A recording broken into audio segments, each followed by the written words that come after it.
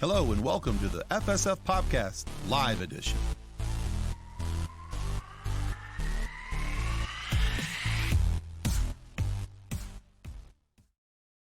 Well, hello there, kids and cadets, and welcome to a new place and space inside of the wondrous world that is the FSF Podcast.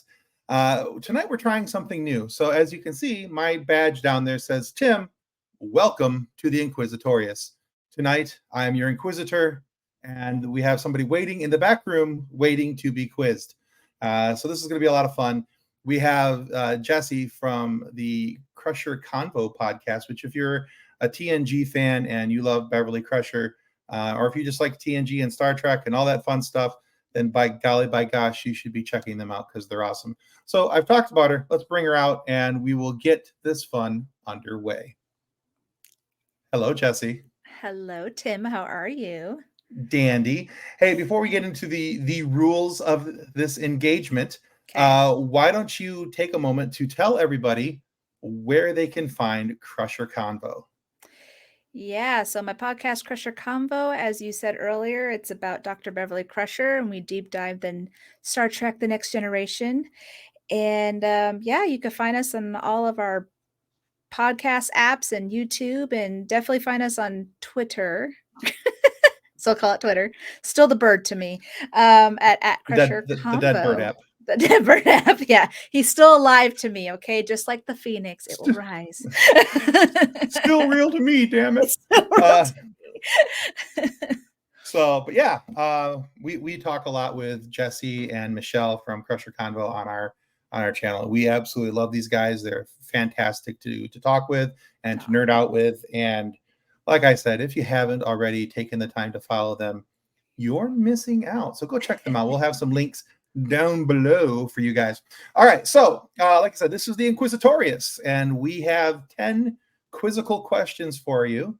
Okay. That in each one of these questions, you will not be getting a multiple choice. You'll only be getting the question, and you either know it or you don't. Oh boy, here we go. So we found out that by doing that, we were kind of doing this at the end of some of our interviews.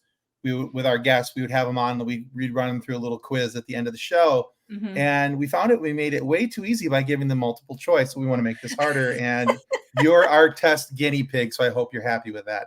Will Wheaton got a multiple choice. He did. He did. All right, here we go. So these are 10 questions about the next generation of Star Trek. All right. And all right. So there's a couple softballs in here, and there are a couple that are difficult. Okay. So just going to give you that right now. Okay, so here we go. Question 1. In what year did TNG premiere? 1987. All right. Circle gets the square. Okay. Question 2. Remus is the home planet for what race? Remus is the home planet of what race?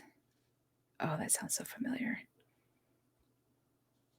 And there's a distinct chance that I'm saying the planet name wrong. We all do, actually. You should try to hear me on the podcast. I'm like, I don't know if I'm saying this right, but we'll run with it. Oh, that was where they're possibly the cousins to the Vulcans. The Romulans. The Romulans? Remus. Yeah. Oh, okay. Okay. Well, we'll roll with and it. if any of this information is wrong, it's not my fault. I took it from a website. I'm trying to think. I was all like, because Nemesis is popping in my head, and I know that there was another race that was helping them, so that might have been it. But we'll roll with it. It's fine. I always thought it was Planet Romulan, and I was like, oh, okay, so it's Remus. All right. Like Planet Vulcan, I thought there was a planet Romulan, so they were Romulans. Typically, we do say Romulus. That's why I was a little confused. But when you get to, I know you're in your own Trek journey. When you get to Nemesis, this might make more sense. It's entirely possible this is wrong, and we'll blame the other website. Sounds good. We'll give that to you. We'll give you half credit for that one. Okay. All right. What is the goal of the Borg? This is question 3. What is the goal of the Borg? What do they want? I'm probably not going to say this correctly, but they're their goal is to basically extract information and what's the word? They don't care about defeating anybody. They just want to extract information and I want to say grow, but that's not the right word. Well, you're on the right path. I'll give you that much. Yeah, it's just like they just want to absorb information and grow with their collective and learn other things, and then it's kind of like it's a computer almost, like you could say, So you could say they want to become perfect. huh? They're striving for perfection. Perfection. I guess you want to say that. Yeah. That's again, that's what that's the website. No, it sounds right. Like I said, they're not at war in a sense that they're just going to take all the information that they can gather and become right. better than that they already are. Right. So. They're striving for it. Okay. Mm-hmm. All right. I gave that one to you because I thought you were on the right track. So. Okay. Question 4. What character first says the word Borg? What character first says what? First uses the word or the name Borg. I want to say that was Q. No. And again, I'm going to pronounce. Yep. Okay. There's a season 2 episode, and that's when it was mentioned, but Q brought them, so I couldn't remember if it was Q or Guinan, but half a point. Yeah. Maybe half a point. Okay. I'll give you half on that. Okay. So 4 questions, you have 3 points. All right. Okay. You're doing pretty good. All right. Not too All bad. Right. Question 5. Who shares an intimate moment in the turbo lift with Odin? Odan. Oh, Odan. That's Beverly Crusher. Yeah. Okay. We'll go. Yeah. Like I said, I know that I'm going to mispronounce some of these names. You're not the only one. People say Odan or Odan, so you're fine. I think it's All Odan, right. actually. So you're we'll good. Go with that. Yep. As my good friend Jessi says, I'll go with that. All right. So, all right. Who was the first TOS member to appear in TNG? Dr. McCoy. That's right. Bones. Yeah. All right. You should have known that answer. I did. I was so excited because there's some of these that I could actually answer, and I was like, "Oh, I know that one." I didn't even have to look up the answer for it. I was like, "Oh, I know that." A lot of season 1 episodes. Got it. Okay. Yeah, exactly. Wow. No, I know. All right. What is the first episode? This is question 7. What is the first episode that Jonathan Frakes directed? The Offspring. Wow, you're like really good at this. This is scary. Okay. I could tell you all 8 of the episodes that he did. Actually, there might be We're at 7 questions and you got 6 points. You're doing really okay, good. Cool. Starting to think I might have not made this as hard as I thought it was. Oh no, you're fine. You're fine. You're doing good. Well, okay, because you have the Star Trek noob sitting over here going, "These are really difficult. I've never heard of any of these things." And I'm giving them to you, and it's just almost like I'm getting Sam Whitward over here. You're at least letting me finish the questions, which is nice. Sam never let me finish my questions. Oh, okay. Sam was like, "Oh, I know that answer before you start even asking." Okay. All right. Question 8. What's the first ship that Riker captains? That he captains? Yes. Oh, this is a trick question. Yes, it is. It is a trick question because there was a season 2 episode where they all had to, because I remember Data was captaining a ship and he was captaining a ship and they were all separated. I can't remember what the ship was called though. Because I know it wasn't the Enterprise. He never was a captain, but he did technically captain this ship. Yes. When they had to split up. Because they were going against like it had to do with the Romulans too, but I can't remember what the ship was called. But it was a temporary assignment. But yeah, I don't remember the name of the ship. Nope. Okay. You got me there. Nope. Yeah. All right. Again, we're gonna horribly screw this up. It was a Klingon cruiser called Pog.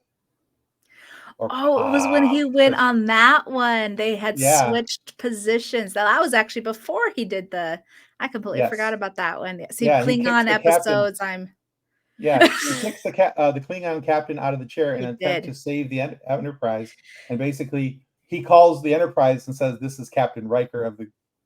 Yep. Yeah, because they switched for some, like he was going on the Klingon ship, and then there was a Klingon like a cross-training thing. Yeah.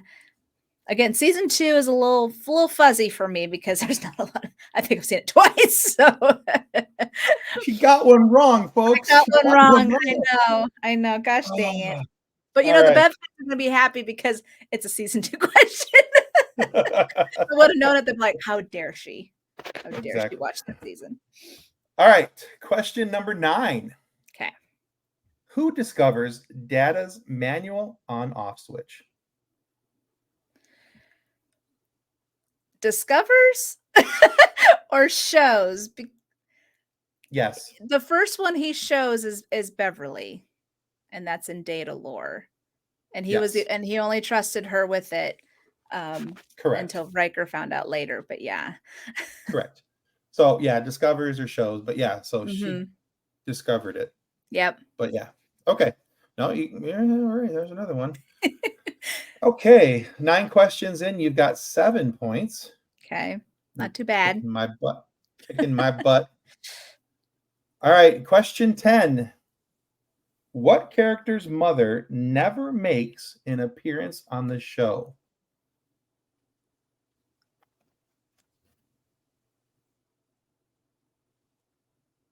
I'm going through all the characters. Well, one character? Let's simplify this to main characters. The main. No, correct. The thing is that we've never seen Beverly or Riker's mom.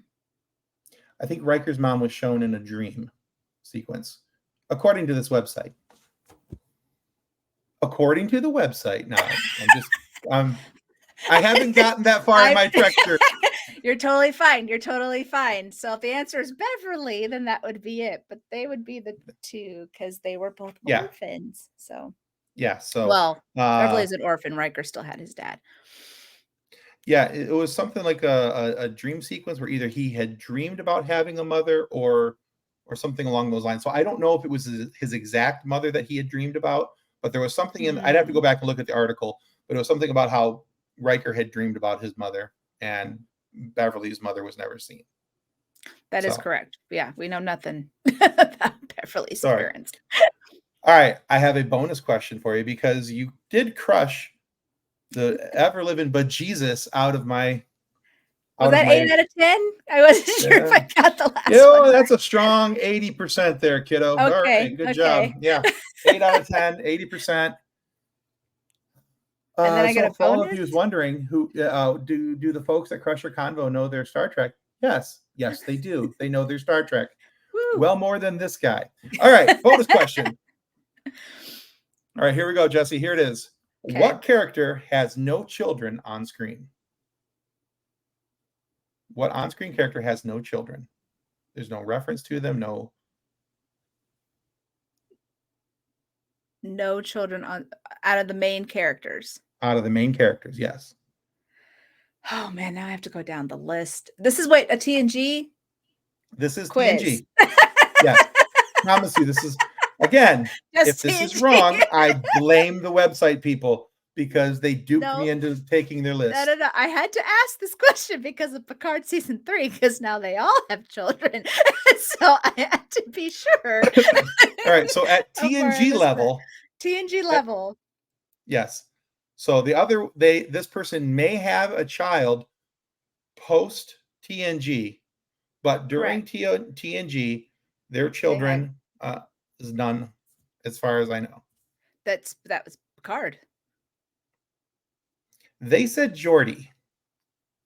So they're saying that he had kids that you just never saw him? It just said there.